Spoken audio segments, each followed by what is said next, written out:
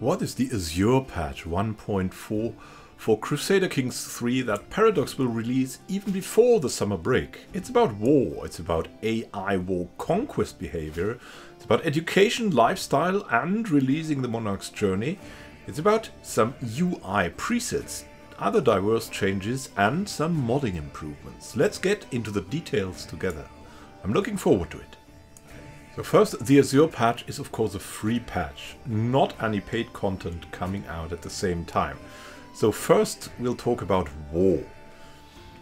What we will find, there's a new war declaration window. The war declaration UI flow will be revisited in order to better highlight the opponent's strength and the different objectives available for a casus belli and the starting men-at-arms. Rulers will now start with a contingent of men-at-arms depending on their income and culture. So you don't have to build them from the start. Default men-at-arms will also be generated when a character is landed for the first time. So he'll have some loyalists. Here you have a screenshot of starting men-at-arms for someone, and you can see he has 4 out of 5 and he's got quite some 600 men-at-arms and 600 men-at-arms ready under their command. Then they did a deeper look into the cost of warfare. First we'll have an actual look at the Declare War window 1.4. That is giving us transparency also into the cost of the war. So this is the actual window. And now you can already see at the start if you are inferior or superior to your opponent, and you can choose a definitive objective instead of choosing the objective first and then going for a war declaration. Like, it saves you a couple of clicks and it looks really good. You can also see the cost instantly, so thumbs up for that from me. Something else that you can see there, you can estimate if your opponents will have the funds to hire mercenaries, as well as there's their gold. Then there's now a change to mercenaries, the so-called dynamic mercenary cost. When it comes to mercenaries, they adjusted how their cost is calculated. The price of a company is now affected by a few parameters: primary title, size of the realm, and the current innovation era. The dynamic price will make it easier for lower tier realms to rely on mercenaries and fight back by their bigger neighbors. It will be harder for extremely rich emperors to deny access to mercenaries by hiring all of them for a small sum. After all, why would the Count of Ulster be expected to pay the same price as the Emperor of the Holy Roman Empire? So there's now a disadvantage to being big, also in the mercenaries department. If you're a mercenary captain and you see that your client is clearly rich, you might just increase your prices. There are now dynamic garrisons. What does that mean? It means the garrison of a fortress will be depleted at the end of a successful siege. It means that freshly captured territory will be defenseless for quite a while, making recapturing it faster. This should encourage counterattacks and will encourage defending the war goals and the strategic territory with your armies, instead of going, we're doing this for that and then we can later come back and retake our capital. No, that's not a good idea. Defend what is precious to you and take only what is important. There's an update to factions behavior, especially when at war. In order to make your life harder when you start conquering the world, they tweaked the logic behind the creation of factions, and they should be more threatening now. One of the big changes is their ability to synchronize their declarations. The power they need before pushing their demand is now dynamic and reacts to the state of the other factions. If one faction is threatening you or is already at war with the ruler, it will be easier for another faction to push their demands. It should create more challenging situations, and you might want to concede some factions to avoid struggling with too many opponents. So the domino effect will take place there, definitely. Let's have a look there. There's some look at the new factions. Factions to install Bektukush. Whoop, you can see that. Their faction military power threshold is 40%, base is 80. Existing factions decrease the amount needed for them to do something by 40. Which is definitely pretty significant. but the faction is not strong enough to push their demands despite a lower threshold due to existing factions that have already pressed. Now though, after one of the factions has declared war, the threshold is even lower, and they can also push their demand while the ruler is fighting the others. This also works for the AI, so there might be some breaking off of these big stable empires if they have to give in to too many factions. In addition to that, characters will be more inclined to join an independence faction if they own enough territories outside of the de jure era of the primary title of their liege. Again, fast conquest will be more challenging and consolidating your realm will be more important. Leading to, as we've seen, there's a downfall of very big empires that make a lot of conquest. And there's a stabilizing of territories. We'll see how that works out. They also reworked how vassals handle holy war and added constraints on feudal and clans rulers to limit their aggression of tribal rulers. These modifications still allow the Byzantine Empire to expand, but in a more elegant way. And there are a few results from the observe mode here, where you can see that the Byzantine Empire forms rather naturally instead of going into all directions at once, or like puncturing the map or things like that. Especially that seems like a very likely outcome of a normal empire. And not little purple blobs everywhere. So instead of that, also due to the new stability of empire mechanics, I would call, with the faction mechanics, we will have rather naturally forming empires. And really, really big empires will, that is my belief at least, be the exception, the outlier. Going to be very interesting how this develops. There will be something to explore surely also in the observe mode. Another neat thing about AI and warfare was mentioned in one of the diverse Dev Diaries. A number of AI improvements, mostly about how the AI moves its units while at war. Pathfinding has been revised. AI armies should now take more optimal routes to reach their targets, whether they be close but surrounded by treacherous terrain or far away across the sea, which was most visible during Crusades. There will be no more island hopping for Christian armies, and Vikings should also be more swift and direct in their raids. The new pathfinding logic now factors in time, attrition and threat when selecting and routing to a destination. But getting close to the enemy is only the first step in warfare. The AI should behave more sensibly in other areas too.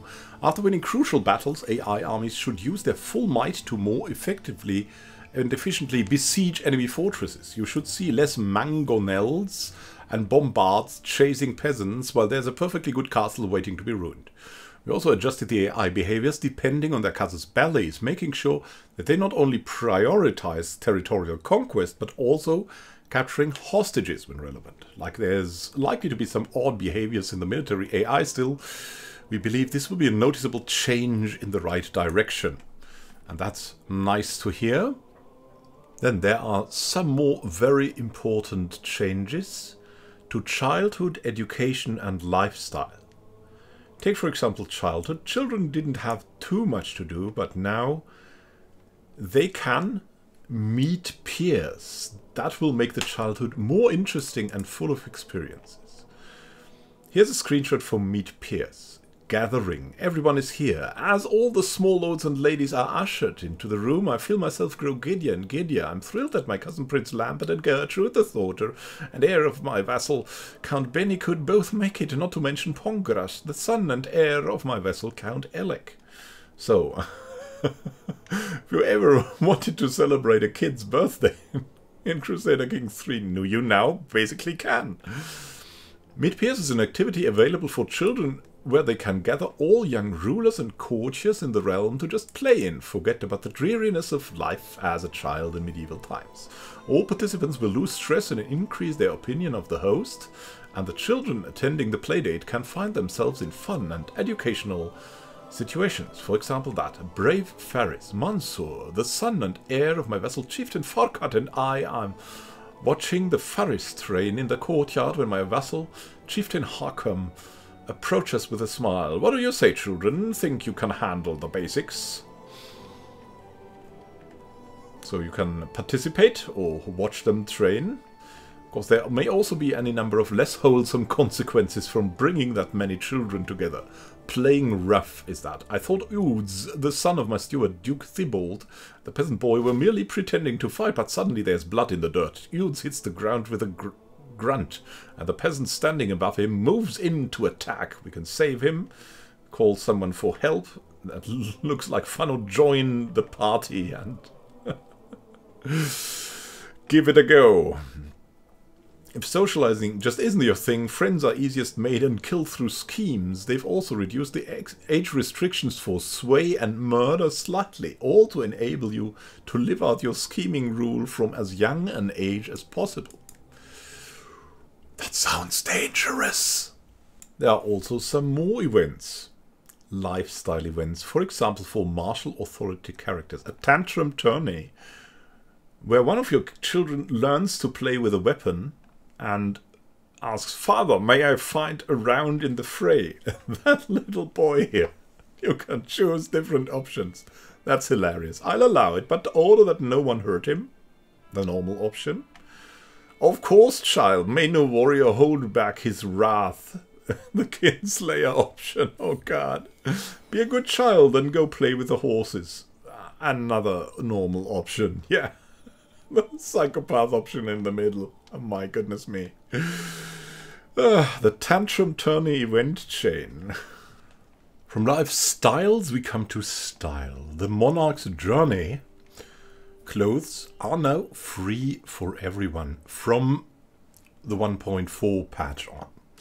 So that includes headgear, the hennin, the chaperone, the jester's head, haircuts, the so-called Miller highlights, Jeanne d'Arc, page boy, mullet, and the wizard's beard. We'll have a short look. That's Jeanne d'Arc, classic French woman. And here we have a mullet, a charming Scot with a mullet. Quite nice. And we have here a wonderful chaperon. That's the hat here, the headwear. And that looks like a wizard's head, right? But it's a magnificent hennin.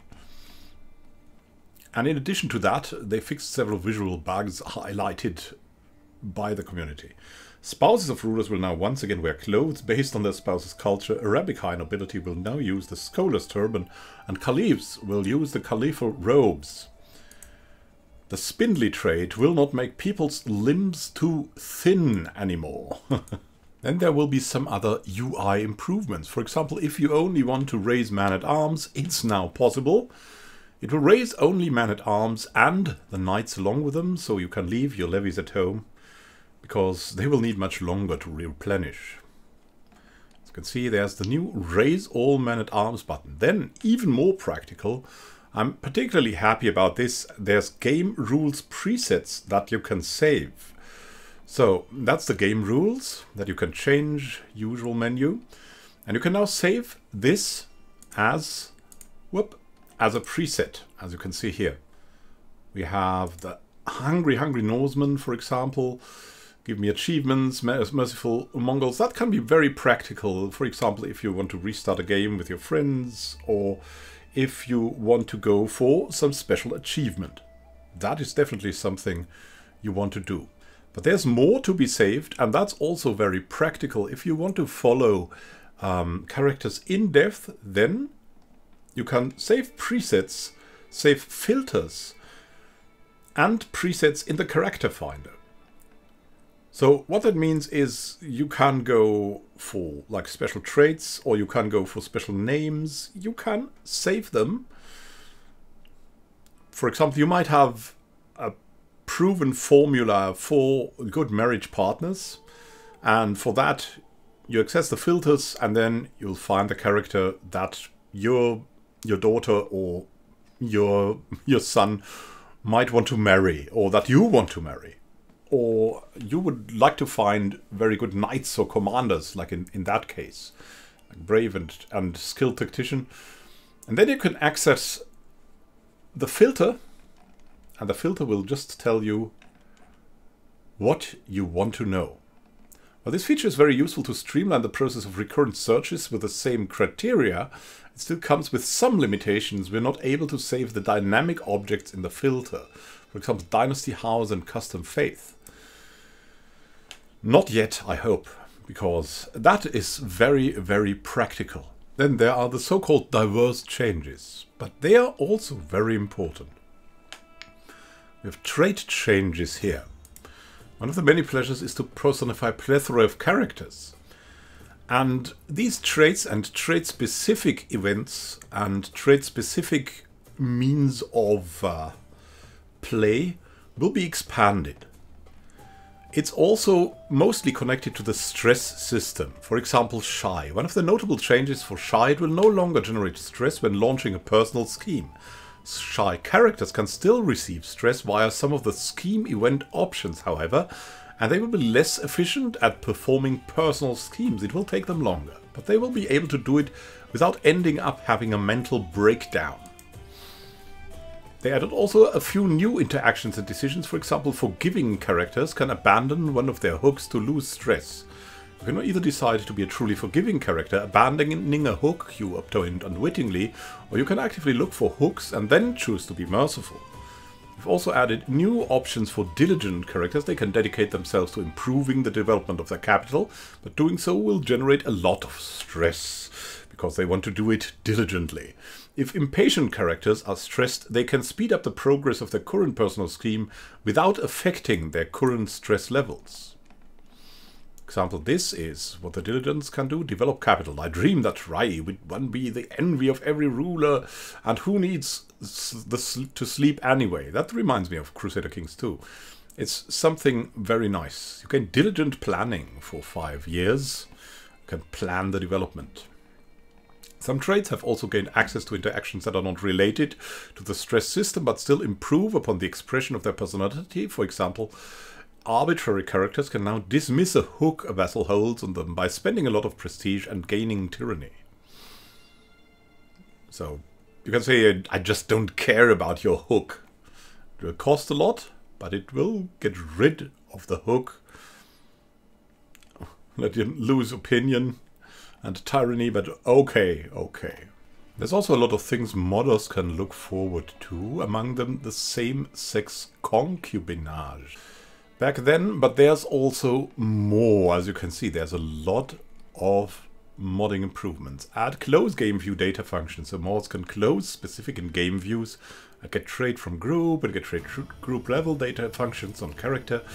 Make concubine now support same-sex concubinage, get trait group tag, and trait get group data functions to get trait groups. Add has trait and has trait from group data functions to character. Add data functions, get traits with flag and get traits without flag. Add a data model, get traits on trait group. And added effect deactivate holy site. Remove dynasty perk. Remove innovation. Is innovation underscore key. And also set army location, clear traits and copy traits, set age and change age.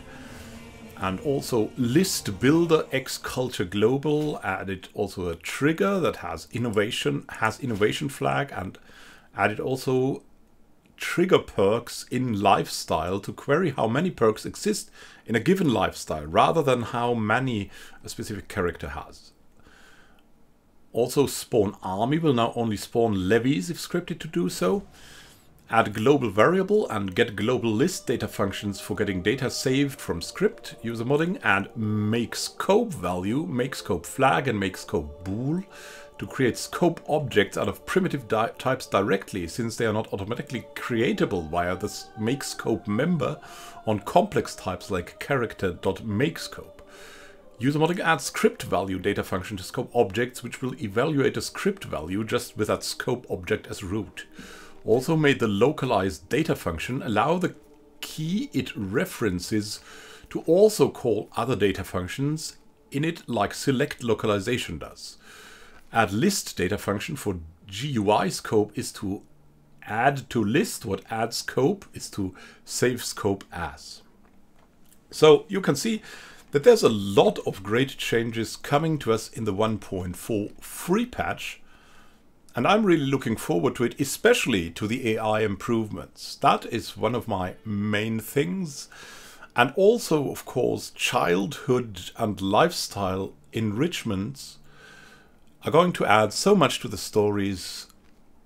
It's great. I mean, I'm really excited about all of it. The UI improvements also excite me because it's something like that's such a small change, but it's just oiling the gears. It's making them run better.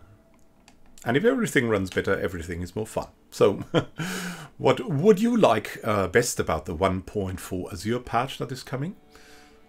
Please tell your opinion, and have a great time until next time, and happy gaming. This is Immanuel Can signing out. See you soon, and happy gaming.